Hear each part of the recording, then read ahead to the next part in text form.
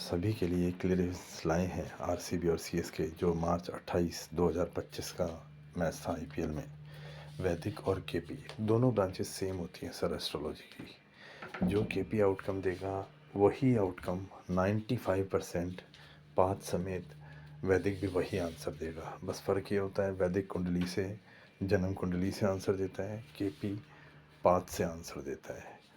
तो मैं आपको बताऊं यहाँ पर, अगर आप, मैंने पिछले वीडियो में भी कहा है, अगर आप इनिशियली अप्रोच करते हैं तो वैदिक की टीम को कर सकते हैं इजीली। जो छोटे क्लाइंट हैं, मैं आपको बताऊं, जो जो आ, कम लेवल पे हैं, वो वैदिक पे बिलीव कर सकते हैं पहले। और इनिशियली और वैदिक दोनों में से मैं वैदिक को चूज़ करूँगा कि आप वैदिक पे डिपेंड रहिए, पहले वैदिक पे जाइए, चाहे कम चाहे ज़्यादा चाहे मॉडरेट, आप वैदिक पे रहिए। दूसरी बात मैं आपको कहूँगा यहाँ पे कि ये जो स्क्रिप्ट है, ये मैं आपको बता रहा हूँ कि जो आरसीबी की स्क्रिप्ट हमने 4/11 पे शेयर की थी कल, अभी तो 12 बज गए, तो 4/11 कल शेयर की थी हमने सीएसके और आरसीबी की। हमने कह दिया था कि देखिए आप, शुरुआत में बी डोमिनेट है 730 से 749, उसके बाद बी ही डोमिनेट है, मगर नोड आ जाएगा वहाँ पे। नोड क्या होता है सर? दोनों को सपोर्ट करता है। नोड दोनों को सपोर्ट करता है, तो दोनों को सपोर्ट में मतलब हो सकता है विकेट भी जाएंगे, रन भी जाएंगे। मगर मैं आपको एक कंडीशन क्लियर कर रहा हूँ, जैसे एसआरएच एलएसजी में आपने देखा विकेट बहुत ज़्यादा चले गए सेम ट्रैक मैच में।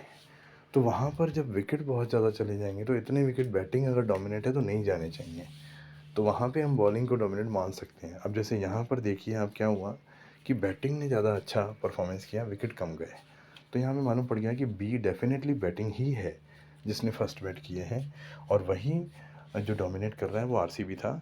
और दूसरी बात, एक बात मैं आपको बताऊं, यहाँ पर आप ग्राफ में भी चेक कर सकते हैं। देखिए आरसीबी ने 4 ओवर में 40 रन बना दिए थे, तो आप देखिए जो जोन है, उस जोन के हिसाब से आप जोन देखिए 85% का है। 85 में 8.5 की रन रेट होनी चाहिए, तो आप समझ लीजिए 4 ओवर में 40 है, 10 की रन रेट है, विकेट आने वाला है। क्योंकि over performance leads to wicket, over performance से विकेट आएगी, अंडर परफॉर्मेंस से बाद में फायर्स परफॉर्मेंस देगा। ये बात आप धीरे धीरे आप वीडियोस देखेंगे तो समझ में आएगी, ओवर परफॉर्मेंस था। अब जैसे नोड है, मैं आपको बताऊं 7:49 से 8:45 के बीच में, देखेंगे आप ग्राफ से तो क्लियर होगा। देखिए ये जो 7:45 से, ये देखिए 7:51 है, और मेरा ख्याल 8:51 तक काफ़ी ऊपर नीचे मैच हुआ है दोनों साइड। आप देखिए ग्राफ में आपको दिखाई दे रहे होंगे वेरिएशन, नीचे जा रहा है, ऊपर जा रहा है, नीचे जा रहा है, ऊपर जा रहा है, क्योंकि नोड दोनों को सपोर्ट करता है सर। मगर मेजर सपोर्ट जिसको है, रन्स ज़्यादा हैं और विकेट्स कम हैं, तो मतलब मेजर सपोर्ट वो बैटिंग को ही कर रहा है। और अगर कोई कंडीशन होती है सेम ट्रैक मैच में, ये सेम ट्रैक मैच है दोस्तों, देखिए हमने लिखा भी है, सेम ट्रैक मैच है ये, दोनों टीमों का पोटेंशियल शुरू में सेम ही रहा, देखिए तभी वो वेरिएशन आ रहा था बार बार बार बार। तो सेम ट्रैक मैच दोनों तरफ होता रहता है शुरुआत में, मगर जो ज़्यादा जहाँ बैंड होगा वो टीम हो जाएगी। तो बी टीम यहाँ पर आरसीबी बन गई थी, और आरसीबी ही देखिए किस तरीके से मैच को अपनी तरफ कर लेती है।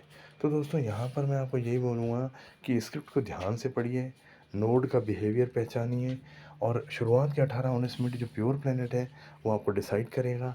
अगर शुरुआत में नोड है तो आप देखिए नोड किसको सपोर्ट कर रहा है। पूरा मैच सेम ट्रैक है तो आप देखिए कि भाई सेम ट्रैक में किसको सपोर्ट ज़्यादा जा रहा है, रन ज़्यादा आ रहे हैं या विकेट ज़्यादा आ रहे हैं। विकेट ज़्यादा आ रहे हैं तो आप बॉलिंग को डोमिनेट मानिए, और रन ज़्यादा आ रहे हैं तो बैटिंग को डोमिनेट मानिए।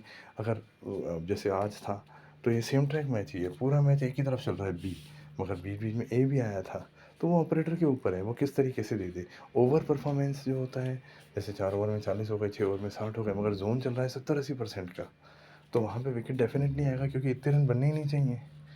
90% है, और अगर वो कम खेल रहा है, 90% में अगर कोई टीम कम खेल रही है, 7-8 की रन रेट से खेल रही है, मतलब आप समझ लीजिए ये उसका जोन ही नहीं है, ये उसका जोन ही नहीं है, वो ज़बरदस्ती परफॉर्म कर रही है, वो इंटरफेयर कर रही है, जोन तो बॉलिंग का है। तो यही बातें आपको देखनी पड़ती हैं कि 90% के जोन में जब टीम के पास सारा ही सब कुछ मौजूद है, सब कुछ उसी का ही है 90+ में, तो वो क्यों परफॉर्म नहीं कर रही है। ये बात आप देखिए केकेआर और आरआर वाले मैच में थी। अब देखें केकेआर और आरआर वाला मैच जो था उसमें भी यही था कि जब आरआर के पास सब कुछ है, अब संजू सैमसन आउट होते हैं, उसमें 3 ओवर 30 रन थे, उसके बाद आउट होते हैं, तो विकेट नहीं आना चाहिए 90% में। 90% में आपका सब कुछ ही है तो विकेट इतने 2-2 3-3 क्यों आ रहे हैं। तो धीरे धीरे रन रेट जो है वो नीचे हो जाती है। तो वहाँ ऑब्ज़र्व करना होता है कि आपको कि क्या हो रहा है। वो ऑब्ज़र्वेशन देखना होता है कि विकेट ज़्यादा आ रही है, विकेट कैसे आ गया? विकेट क्यों आ रहा है? वहाँ हमने केकेआर बी बोल दिया था, वो डेफ़िनेटली केकेआर ही था। तो ये बातें आपको देखनी पड़ती हैं कि सेम ट्रैक मैच में या 90% में या जो नोड का परफ़ॉर्मेंस है, नोड भी बोथ साइड परफ़ॉर्म करता है। वो ज़्यादा पर ज़्यादा साइड उसी का ही देता है जिसका स्क्रिप्ट में लिखा हुआ हो, मगर दूसरे का भी साइड दे। अभी आप देखिए, अब सीएसके ने विकेट लिए हैं आरसीबी के, उनके ज़ोन में, क्योंकि वो नोड था, वहाँ सीएसके को भी साथ दे रहा है वो। तो डेफ़िनेटली इस तरीके की बातें होती हैं, मगर आपको प्योर पैनल के ज़ोन से पता पड़ जाएगा। और दूसरी बात, अगर नोड भी है, तो भी आपको ध्यान रखने वाली बात है, नोड हमने शुरू में देखा था उसमें जो एसआरएच वाला केस था, एसआरएच और आरआर का जो मैच था, उसमें नोड था और उसमें एसआरएच ने बहुत ही फायरली परफ़ॉर्म किया। तो नोड क्योंकि दोनों को साथ देता है और एक का साथ रह गया वहाँ पे, क्योंकि एसआरएच ने बहुत ही बड़ा स्कोर बना दिया, 270 280। उसके बाद आरआर आया और उसने 232 का स्कोर किया। स्कोर किया, नोट का जो पेंडिंग पोर्शन था वो उसका साथ दिया, मगर जो ऑपरेटर है वो ऑड्स नहीं देता है। तो ये आपको देखने वाली बात है कि आप नोड में उस पर रहिए जो जिसको ज़्यादा सपोर्ट जा रहा है।